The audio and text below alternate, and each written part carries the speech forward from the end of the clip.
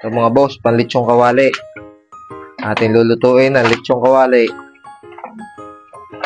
Ay, bagong-bagong tapas yan. Are, isinalang ko na ang ating panglitsong kawali. Ilagyan ko na yan ng buong paminta at saka kaunting asin. Palalambutin lang natin bago natin iprito.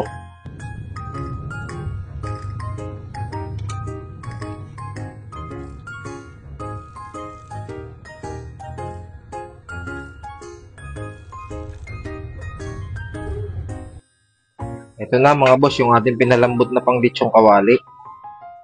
Ating ipiprito lang. Piprito natin din sa isa lang muna. At yan inatalsik. Yan. Babalikin natin at kabila naman ng ating lulutuin.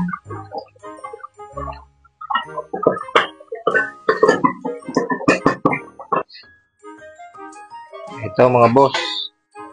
Luto na rin. Yan o. Mamaya uli ipiprito pagka padalawang prito para malutong. At iprito na natin na rin. Iprito natin ng padalawa. Yun.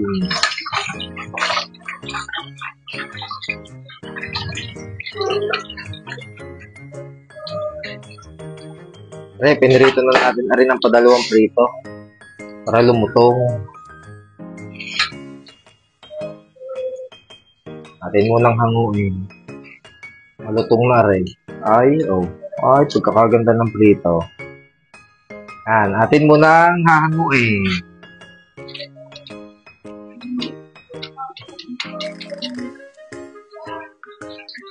So, mga boss, may umorder na agad sa atin, inakasalang pa. Yan o.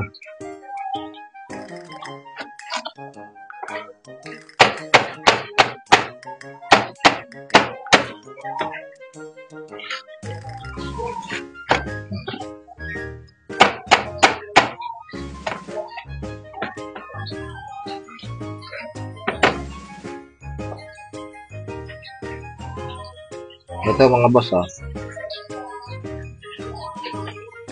Ari na mga boss yung ating ipinritong panglitsong kawali. Ari mas lulutong pa pagka ipinrito pa natin ng padalawa.